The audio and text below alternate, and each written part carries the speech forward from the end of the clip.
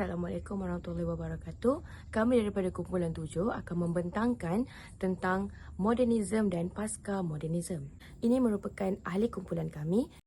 Pasca modernisme adalah satu aliran fahaman terkini yang berkembang di barat lanjutan daripada fahaman modernisme. Pasca modernisme ialah perubahan pada struktur atau ciri kehidupan yang menolak ajaran agama Islam serta nilai-nilai murni yang diajar. Di antara fahaman pasca modernisme ialah menjadikan fahaman rasional berasaskan akal fikiran manusia yang terhad. Rasionalisme mementingkan kebendaan aliran hedonistik iaitu mementingkan keseronokan, anarki iaitu tidak berasaskan kepada undang-undang sebagai titik tolak menjelmakan corak kehidupan baru yang banyak bercanggah dengan agama Islam. Istilah pasca modernisme ini juga dikatakan muncul dalam dunia seni bina. Ia popular dalam aplikasi sastra budaya sejak 1950-an, manakala dalam bidang falsafah dan ilmu-ilmu sosial pula berlaku sekitar 1970-an dan kini semua bidang dipengaruhi terutama bidang media, cetak dan media elektronik. Ciri-ciri modernisme dan pasca modernisme. Ciri-ciri modernisme yang pertama ialah sesetengah ahli falsafah mencirikan modernisme sebagai bertentangan dengan tradisi atau perkara yang lepas. Yang kedua adalah modernisme merupakan suatu fahaman yang menekankan pentingnya akal yang rasional dalam menentukan kebenaran di mana kehidupan masyarakat moden ini meminggirkan tradisi lama yang bersifat dogmatik, feudal dan mitos. Dan yang ketiga ialah anthropocentrisme. Ia merupakan pandangan yang menjadikan manusia sebagai pusat segala-galanya dan ia juga mentafsirkan atau menganggap dunia dari segi nilai dan pengalaman manusia. Anthropocentrisme dianggap sangat tertanam dalam banyak budaya manusia moden dan tindakan sedar yang membuatkan fokus pandangan ini terletak pada peningkatan kesejahteraan dan kebahagiaan manusia di dalam alam semesta. Ciri-ciri pasca modernisme yang pertama ialah subjektivisme dan relativisme. Menurut pandangan ahli-ahli falsafah, kebenaran bersifat subjektiviti yang mendakwa bahawa pengalaman manusia mempengaruhi ilmu pengetahuan mereka. Seterusnya, bagi teori relativisme, ia menafikan hakikat kebenaran mutlak. Contoh suatu yang bersifat mutlak dan tidak boleh diragui kerana diyakini agama ialah kepercayaan kepada Tuhan dan kehidupan selepas mati. Tetapi, menurut fahaman relativisme, kebenaran boleh dilihat daripada pelbagai sudut iaitu mengatakan bahawa hakikat kebenaran yang mutlak atau kewujudan Tuhan dan kehidupan selepas mati itu bersifat relatif, di mana fahaman itu sendiri menafikan kebenarannya dan tidak kebenaran mutlak tersebut bermaksud pandangan relativisme itu sendiri boleh dipersoalkan kebenarannya. Walau bagaimanapun, ahli falsafah mengkritik fahaman relativisme ini sangat lemah dan tidak kuat atas dasar asas logiknya. Yang kedua ialah kemunculan radikalisme etnik. Fenomena ini muncul sebagai reaksi atau alternatif apabila manusia semakin meragukan terhadap kebenaran sains, teknologi dan falsafah moden yang dinilai gagal memenuhi janji untuk membebaskan manusia dan menciptakan kehidupan yang lebih baik. Akan tetapi, sebaliknya yang terjadi iaitu penindasan. Seterusnya, yang ketiga ialah bahasa. Bahasa yang digunakan dalam wacana atau perbincangan pasca modernisme seringkali dikesan tidak lagi memiliki kejelasan makna dan inkonsistensi sehingga apa yang disebut era pasca modernisme banyak mengandungi sifat paradoks iaitu bertentangan dengan pendapat atau penerimaan umum. Ciri-ciri pasca modernisme keempat ialah demokrasi. Semakin terbukanya peluang untuk kelas bawahan atau minoriti membolehkan golongan ini untuk mengemukakan pendapat secara lebih bebas dan terbuka. Dengan kata lain, era pasca modernisme ini telah mendorong proses pendemokrasian. Dan yang kelima ialah media massa. Meledaknya industri media massa ini menyebabkan ia seolah-olah kesinambungan daripada sistem pancaindera, organ dan saraf manusia. Keadaan ini menjadikan dunia dan ruang realiti kehidupan terasa sempit di mana kekuatan media massa ini sendiri telah menjelma menjadi agama atau Tuhan sekular yang mana menentukan kebenaran dan kesalahan perbuatan manusia tanpa disedari. Hai dan Assalamualaikum. Nama saya Aiman Haziq dan saya akan menerangkan atau membentangkan mengenai kesan pemikir atau gerakan pasca modernism dan modernism terhadap agama Islam dan juga dunia. Tanpa membuang masa lagi, mari kita mulakan. Kesan yang pertama iaitu merosakkan tauhid dan akidah. Perkara-perkara yang dilarang agama Islam seperti feminisme yang dilarang akan dipersoalkan. Kenapa pasal modernisme boleh merosakkan tauhid dan akidah seseorang? Hal ini kerana tauhid dan akidah telah pun ditetapkan daripada zaman dahulu lagi. Lebih lanjutnya adalah pada zaman Rasulullah SAW. Tauhid dan akidah telah ditetapkan daripada sejak turunnya Al-Quran ke bumi. Maka pemikiran pasal modernisme seperti feminisme boleh merosakkan akidah seseorang. Hal ini kerana pemikir feminisme iaitu menyatakan perempuan adalah setara dengan lelaki tidak boleh digunakan kerana tauhid dan akidah telah menetapkan bagaimana satu benda itu harus terjadi. Sebagai contohnya, pemikir feminisme memikirkan bahawa seorang perempuan boleh mendapatkan sama kedudukan dengan lelaki. Jika lelaki boleh mengawal satu kerajaan, maka perempuan pun boleh mengawal satu kerajaan. Hal ini tidak dibenarkan dalam Islam kerana ciri-ciri seorang pemimpin haruslah atau perlulah seorang lelaki.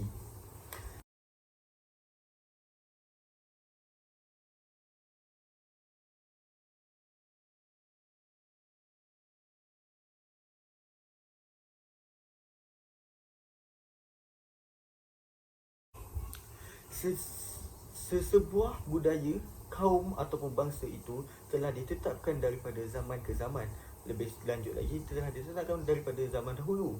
Maka jika pemikir modernisme cuba untuk masuk dalam budaya sesebuah kaum, ia boleh mengubah cara ataupun imej sesebuah kaum itu. Kesan yang ketiga iaitu muncul banyak pendapat yang mempertikaikan ajaran agama Islam. Agama Islam mengajar umatnya untuk mempunyai had dalam segala perkara yang kita lakukan. Sebagai contoh, hubungan antara lelaki dengan perempuan. Pemikir modernisme menyatakan jika kita mahu berkawan dengan perempuan, kita dibenarkan untuk datang ke rumah dorang ataupun ke bilik dorang selagi kita tidak melakukan perkara yang buruk. Tapi Islam mengajar kita supaya kita tidak boleh datang ke dalam rumah seorang perempuan ataupun ke dalam rumah seorang lelaki selagi kita belum bernikah ataupun berkahwin. Kesan yang keempat iaitu orang tidak lagi menjunjung agama Islam. Penganut agama Islam yang mempertahankan agamanya akan ditindas. Sebagai contoh, beberapa tahun yang lepas pada kes Uyghur iaitu pemerintah China menindas orang-orang Islam, itu boleh dijadikan sebagai contoh salah satu gerakan ataupun pemikir pasal modernisme terhadap orang yang beragama Islam. Bagi mereka, orang Islam yang melakukan ibadah 5 hari sekali adalah satu kesalahan. Itu saja. Terima kasih. Seterusnya, saya akan membentangkan tentang kaedah penyelesaian yang boleh diambil dalam mengatasi ataupun mengurangkan gerakan pasca modernisme ini. Pasca modernisme ini perlu diambil berat kerana ia merupakan isu yang melibatkan akidah dan akan memberi kesan yang buruk. Kaedah penyelesaian yang pertama ialah dari segi individu. Individu ialah diri kita sendiri, di mana bagaimana cara untuk kita menghalang daripada terjebak dengan pasca modernisme ini. Pertama ialah sebagai khalifah di muka bumi, kita perlu sedar bahawa negara kita iaitu Malaysia tidak sama dengan negara barat. Negara kita orang memandang sebagai negara Islam, manakala negara barat mementingkan hiburan, fashion dan nafsu, dan ia juga membolehkan LGBT, tetapi Malaysia mengutuk perbuatan itu. Selain itu, memahami hak masing-masing dan jangan salah mentafsirnya. LGBT ataupun homoseksual bukan dikira sebagai memahami hak asasi, dan itu ialah mengingkari arahan Allah. Hak asasi ialah di mana perempuan mencintai lelaki dan lelaki mencintai perempuan.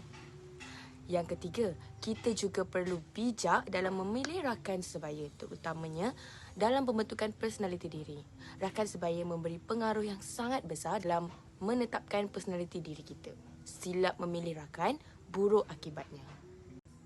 Kaedah penyelesaian yang seterusnya ialah dari segi ibu bapa. Pertama ialah ibu bapa perlu menjadi ejen ataupun dorongan yang sangat penting dalam mendidik anak sejak mereka kecil lagi. Ibu bapa bertanggungjawab dalam mencorak kepribadian anak, di mana ibu bapa dianggap seperti orang yang bertanggungjawab untuk mencorak sehelai kain putih, dan kain putih itu dianggap seperti anak. Kalau coraknya baik, maka baiklah kepribadian anak. Kedua ialah sentiasa memantau aktiviti anak, terutamanya dalam penggunaan gadget dan teknologi, kerana ia boleh merosakkan akidah mereka. Gadget atau teknologi mengandungi banyak ilmu-ilmu yang tidak patut mereka lihat dan banyak video-video yang tidak patut mereka lihat. Mereka akan cepat terpengaruh dengan benda yang tidak baik jika ibu bapa tidak memantau penggunaan gadget. Ketiga ialah mendidik anak dengan pendidikan moral dan tidaklah tertumpu kepada pelajaran sahaja, kerana pendidikan moral juga memainkan peranan yang penting untuk memantapkan akidah dan akhlak diri anak mereka. Kaedah penyelesaian yang keempat, iaitu yang terakhir, adalah dari segi masyarakat. Masyarakat ini termasuklah kerajaan dan tokoh-tokoh ilmuwan. Terdapat satu kaedah penyelesaian yang saya telah jumpa yang telah wujud, iaitu terdapat ramai tokoh-tokoh ilmuwan yang banyak berjasa dalam menganjurkan program-program yang sangat bermanfaat, terutamanya tentang Islam, yang bertujuan memberi maklumat secara terus kepada masyarakat seperti ceramah dan usrah. Selain itu, pihak atasan ataupun kerajaan perlulah mengetatkan lagi undang-undang di Malaysia, terutamanya yang melibatkan isu LGBT. Isu ini perlu dipandang serius kerana isu ini sudah menjadi kebiasaan rakyat Malaysia, dan mereka yang mengikut LGBT ini menganggap bahawa mereka terselamat untuk duduk di negara Malaysia walaupun negara Malaysia ialah negara Islam. Jadi kerajaan perlu mengambil berat tentang isu ini supaya LGBT dapat dikurangkan dan mengambil tindakan kepada mereka yang mengikut LGBT. Pasca modernisme dan modernisme, pertama ialah menolak sistem hukum Islam yang mutlak dalam negara. Iaitu penolakan sistem hukum Islam adalah mereka yang tidak menuruti ajaran dan tidak mengikuti hukum Islam dan rukun iman seperti menunaikan solat, berpuasa dan membayar zakat. Pemikir pasca modernisme ini mampu menguasai umat Islam dalam menentang hukum Islam sehingga mengakibatkan kelalaian dalam menjalankan ibadah agama yang dituntut. Oleh sebab demikian, umat Islam harus melaksanakan program-program ibadah agar dapat membentuk akidah yang tinggi dalam diri mereka serta mengukuhkan iman antara umat-umat Islam supaya kita dapat dielakkan dari aspek liberalisme, sekularisme, anarki dan materialistik. Seterusnya adalah kecanggihan teknologi yang mampu memberi dampak negatif terhadap setiap individu. Seperti yang kita tahu, sistem teknologi di negara kita semakin maju berkembang dari masa ke masa. Oleh sebab itu, kita sangat mudah terpengaruh dengan sesuatu yang membuatkan kita tertarik dalam mengejar kebendaan di dunia dan menginginkan kebebasan diri sehingga nilai keagamaan diabaikan. Secara tak langsung, pengaruh dalam sistem teknologi canggih ini berupaya meningkatkan tahap kemalasan seseorang. Selain itu, kecanggihan teknologi komunikasi mampu memberi impak yang negatif terhadap individu kerana ia dapat membuat kita leka akan dunia hiburan dan terlalu kusyuk dalam memburu keseronokan. Semasa modernisme, mereka lebih mementingkan buku dalam memperoleh sesuatu ilmu pengetahuan.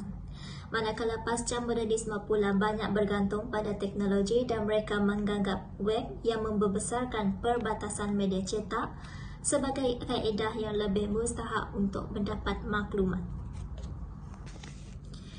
Pasca modernisme ini berarti fahaman yang bersifat anti-agama, anti-Tuhan. Perkembangan ini amat membimbangkan para umat Islam kerana edisi ini terdedah kepada generasi muda pada masa kini yang hanya menggunakan internet. Informasi yang diterima di laman seseorang juga perlu ditapis untuk mengetahui sejauh mana kesahihan sesuatu maklumat. Cabaran yang seterusnya adalah golongan wanita yang dipertikaikan. Darjat wanita dalam pemikir pasca modernisme ini adalah golongan yang rendah. Mereka beranggapan bahawa kaum wanita adalah golongan yang lemah dan selalu dipinggirkan oleh pihak lelaki. Malah pihak lelaki bebas untuk melakukan apa sahaja terhadap kaum wanita yang dijadikan hambanya. Oleh sebab itu, wanita seharusnya menegakkan keadilan sosial Oleh sebab itu, wanita seharusnya menegakkan keadilan sosial, hak kemanusiaan dan hak asasi dalam diri mereka. Wujudnya sifat keadilan dalam setiap golongan, kita dapat menjauhi pasca modernisme yang masih mempertikaikan golongan wanita dalam masyarakat.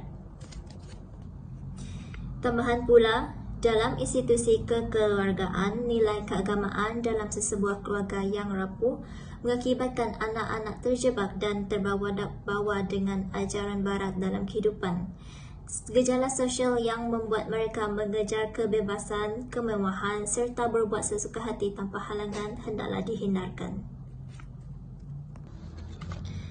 Akhir sekali saya ingin menyimpulkan semua cabaran-cabaran yang ada dalam pasca modernisme dan modernisme. Pertama ialah pandangan barat yang memburukkan agama Islam sehingga mengancam akidah umat Islam. Kedua iaitu kefahaman pasca modernisme yang lebih cepat meluas melalui teknologi canggih zaman kini seperti media sosial. Ketiga adalah golongan wanita yang mempertikaikan hak mereka dan memperbandingkan hak perempuan dan lelaki. Hai dan Assalamualaikum. Bersama saya lagi Aiman Haziq. Kali ini saya akan membincangkan mengenai kesimpulan yang kita boleh dapat daripada perbincangan pemikiran pasca modernisme dan modernisme hari ini.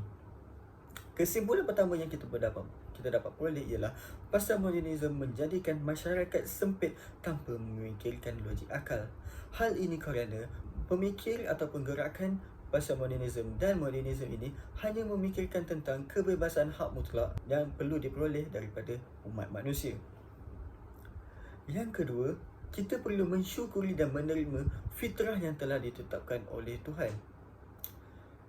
Al-Quran dan Al-Sunnah ataupun Al-Quran dan Al-Hadis adalah satu sumber yang sangat dipercayai. Oleh itu, kita sebagai manusia perlu meyakini dan memahami segala peraturan, segala akidah yang telah ditetapkan oleh Al-Quran dan Al-Sunnah. Kesimpulan yang ketiga, jika kita tidak mahu terlibat dalam pemikiran pasca modernisme dan modernisme ini, kita perlu menguatkan akidah kita. Itu sahaja daripada kami. Terima kasih.